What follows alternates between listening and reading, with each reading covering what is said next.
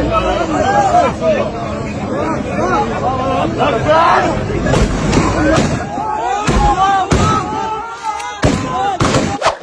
আলাইকুম রহমতুল্লাহি ওয়া বারাকাতুহু। দর্শক, যে ভিডিওটি দেখেছিলেন এটা হলো হামাস সদস্যরা ফিলিস্তিনি তিন নাগরিককে প্রকাশ্যে মৃত্যুদণ্ড দিয়েছে। কারণ কি? এই ফিলিস্তিনি তিন নাগরিক মুনাফিকি করেছে। তারা তথ্য প্রচার করেছেন ইসরায়েলি বাহিনীদের কাছে। তো তথ্য প্রচার করার কারণে ধরতে পারে হামাস সদস্যরা।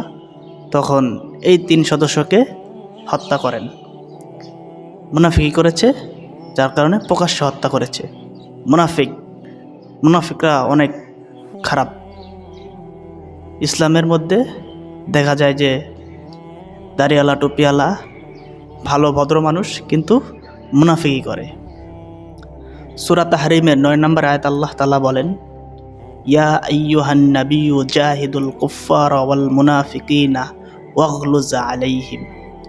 হে নবী, আপনি কাফের ও মুনাফিকদের বিরুদ্ধে জিহাদ করেন। ওয়াগলুজ আলাইহিম, এবং তাদের প্রতি কঠোর হন। তো সেই কঠোরই হয়েছেন তারা। ইসলামী আইন এমন একটি আইন যে সবার সাথে একই বিচার করে। যে বড় লোকের বেলায় আইন শিথিল করা হবে আর গরিবের বেলায় আইন প্রয়োগ হবে, এরকম না। ইসলামিক আইন সবার জন্য এক। যদি আপনি অপরাধী হয়ে থাকেন, এখন আপনি যেই হন, রাজা, বাদশা, এমপি, মন্ত্রী, যেই হন, আপনার প্রতি ইসলামিক আইন প্রয়োগ হবে। আবার যদি আপনি গরিব মিসকিনও হন, আপনার প্রতি ইসলামিক আইন প্রয়োগ হবে। আর যদি আপনি কোনো অপরাধী না হন, তাহলে বড় লোক, গরিব, ধনী, যেই হয়, যদি কোনো অপরাধের মধ্যে জড়িত না থাকেন, অপরাধ না করেন, তাহলে আপনার প্রতি একটা ফুলের টোকাও পড়বে না। ইসলামিক আইন সে তার গতির মধ্যে চলে, কেউ এটাকে বাধা দিতে পারবে না। ইসলামিক আইন সবার জন্য সমান। উদাহরণস্বরূপ, সহিহ বুখারীর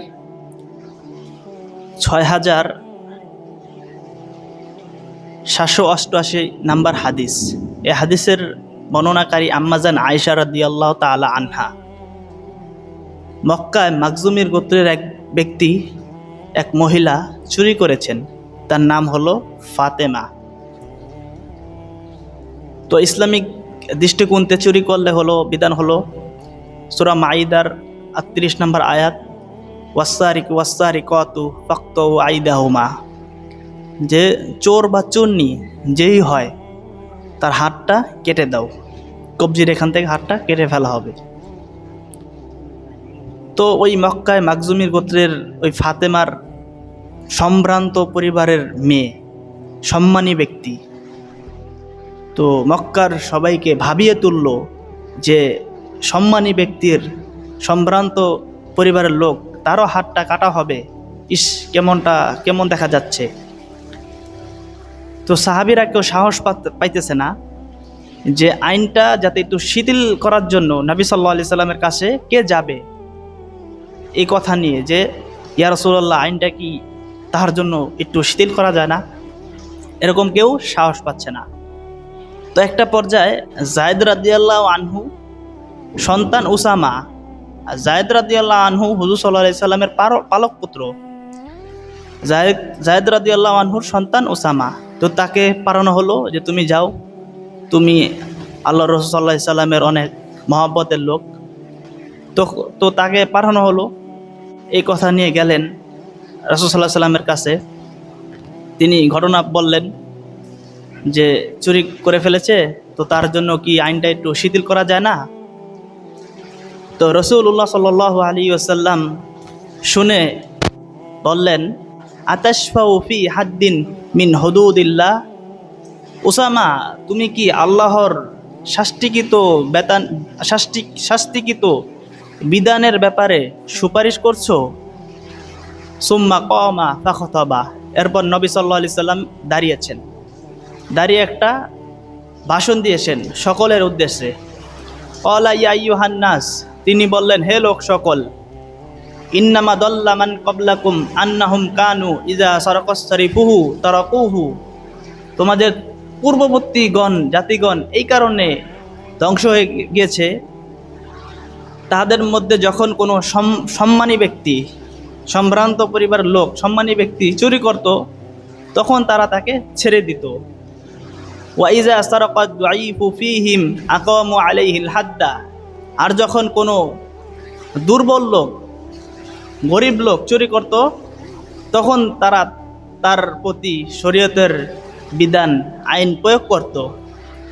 ওয়াইমুল্লাহ, আল্লাহর কসম, লাউ আন্না ফাতিমাতা বিনতা মুহাম্মাদিন সাল্লাল্লাহু আলাইহি ওয়াসাল্লাম সারাকাত, আজকে সেই মাখজুমের গোত্রের ফাতেমা যদি না হয়ে আমি নবী সাল্লাল্লাহু আলাইহি সাল্লামের প্রাণপ্রিয় কন্যা, অনেক মহব্বতের মেয়ে আমার ফাতেমা, এই ফাতেমা যদি আজকে চুরি করত, লাকাতা মুহাম্মাদুন ইয়াদাহা, তাহলে মুহাম্মদ সাল্লাল্লাহু আলাইহি ওয়াসাল্লামও তার কন্যার হাতটা কেটে দিতে দ্বিধাবোধ করতেন না।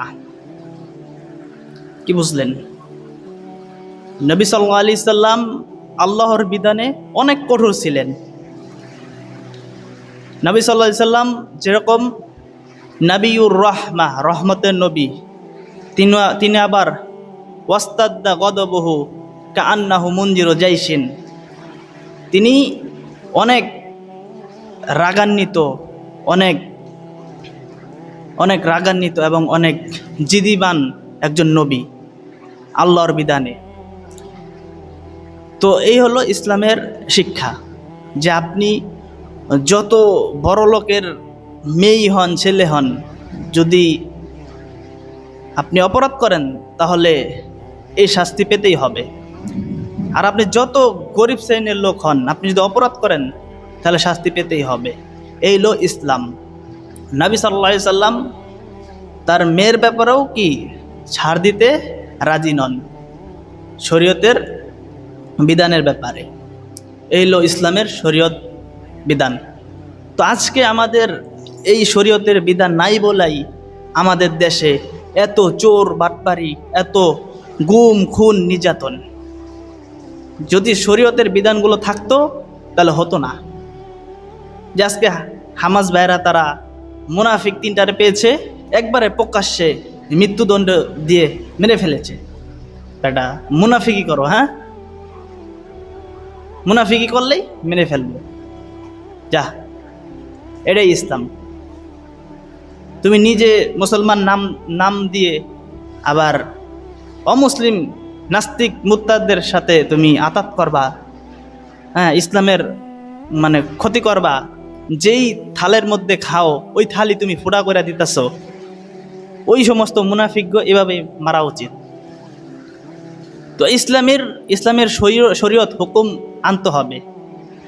আজকে যদি কেসাস, জানের বদলে জান যদি থাকতো, তাহলে বাংলাদেশে এত মানুষ মানে মৃত্যুবরণ করতো না, এত মানুষ মানে নিহত হইতো না। বাংলাদেশের কত মারামারি হইল, কত মানুষ মেরে ফেলাইছে, কিন্তু একটাও কি কেসাসের মৃত্যু দেওয়া হইল না। কত চুরি হয়, কিন্তু একটাও কি চুরি মানে হাত কাটা হয় নাই। আমাদের বাংলাদেশে একটা জিনিস কি জানেন? চোর কাকে ভাবে সমাজের মানুষ? যে সমাজে কোনো একটা পথের ফকির, রাস্তার টোকাই যখন কোনো দোকানের কোনো মাল আসবাব চুরি করে, তখন তাকে চোর বলা হয়। কিন্তু সমাজে যে আরও চোর আছে, যে কোট টাই প্যান্টওয়ালা, জুতাওয়ালা, বড় লোক, বড়জন যখন কেউ চুরি করে, তখন তাকে চোর বলা হয় না। মানে কোট টাই প্যান্টওয়ালা যদি কেউ চুরি করে, তাকে চোর বলা হয় না, তাকে বলে পাচারকারী। এলো পাচারকারী বলে। কিন্তু আসলে কি, সেও চোর, যে দেশের টাকা অন্য জায়গায় নিয়ে বেগম পাড়া করে, বাড়ি গাড়ি অট্টালিকা করে। এরকম কোট টাই প্যান্টওয়ালাকে কি চোর বলা হয় না, পাচারকারী বলা হয়। কিন্তু বাস্তবে কি ওই কোট টাই প্যান্টওয়ালা ওইটাও কি চোর। সমাজে আমাদের একটা জিনিস কি, এটা বৈষম্য, যে রাস্তার ফকির টকির এগুলা টোকাই মকাই চুরি করলে এর চোর কয়, আর রাষ্ট্রীয়র মধ্যে কোনো পদতলে যদি কোনো এই কোট টাইম প্যান্টওয়ালা কোনো বড়জন করে, তখন তাকে চোর বলে না, পাচারকারী বলে। আল্লাহ তাআলা আমাদেরকে সঠিক বুঝবার তৌফিক দান করুক। তো মেরে মাহতারাম দোস্ত, ভাই বুজুর্গ, এই হলো ইসলামের শরিয়া, এই হলো ইসলামের বিধান, যে সবার জন্য আইন সমান। আমরা দোয়া করি আল্লাহ তাআলার রব্বুল আলামিনের দরবারে, যে মহান রব্বুল আলামিন মায়া করে দয়া করে আমাদের এই দেশে খেলাফত চালু করে দেন, ইসলামের শরিয়া চালু করে দেন, কোরআনের হুকুম আহকাম আল্লাহ তাআলা চালু করে দেন। কোরআনের হুকুম আহকামের ছায়াতলে যদি আমরা থাকি, শান্তি আর শান্তি, যে শান্তি আজকে আফগানিস্তানে পাওয়া যাচ্ছে, আলহামদুলিল্লাহ আফগানিস্তানে পাওয়া যাচ্ছে। 3 বছর আগে তাদেরকে বিশ্ব গণে নাই, আফগানিস্তানকে 3 বছর আগে কোনো বিশ্ব তাদেরকে গণে নাই। আজকে 3-4 বছর পেরিয়ে হয়ে গেছে, আজকে আফগানিস্তানকে সবাই তেল মারতেছে। এখন আফগানিস্তানকে কি সবাই তেল মারতেছে, এখন আফগানিস্তান উল্টা কাউকে তোয়াক্কা করে না, পরোয়া করে না। সফলতা এসেছে, আফগানিস্তান তারা অভিভাবক বানিয়েছে আল্লাহকে। সূরা বাকারার 257 নম্বর আয়াত আল্লাহ তাআলা বলেন, আল্লাহু ওয়ালিউল্লাযিনা আমানু, মুমিনদের অভিভাবক আল্লাহ। কোনো পশ্চিমা, কোনো ন্যাটো তারা মুসলমানদের অভিভাবক নয়, মুসলমানদের অভিভাবক আল্লাহ। আফগানিস্তান অভিভাবক বানিয়েছে আল্লাহকে, আর আল্লাহ তাআলা সফলতা এনে দিয়েছে। 3-4 বছর পেরিয়ে যাচ্ছে, তাদের অর্থনীতির চাকা এখন খালি উপরের দিকে, অনেক ঊর্ধ্বের দিকে। আলহামদুলিল্লাহ, আল্লাহ তাআলা ভাইদেরকে সফল করেছেন। এজন্য আমাদের দেশেও যদি আমরা আল্লাহকে অভিভাবক বানাই, কোনো পশ্চিমা, কোনো ন্যাটো, কোনো ভারতীয় দালালদেরকে যদি আমরা অভিভাবক না বানাই, যদি আল্লাহকে অভিভাবক বানাই, আল্লাহর দিকে আমাদের মুখ নিয়ে যাই, আল্লাহকে সবসময় যদি স্মরণ করি, আল্লাহকে যদি আমরা অভিভাবক বানাই, আল্লাহ তাআলা সফলতা দিবেন ইনশাআল্লাহ। তো সবাই ভালো থাকবেন, সুস্থ থাকবেন। আজকে এ পর্যন্তই। আসসালামু আলাইকুম ওয়া রাহমাতুল্লাহি ওয়া বারাকাতুহু।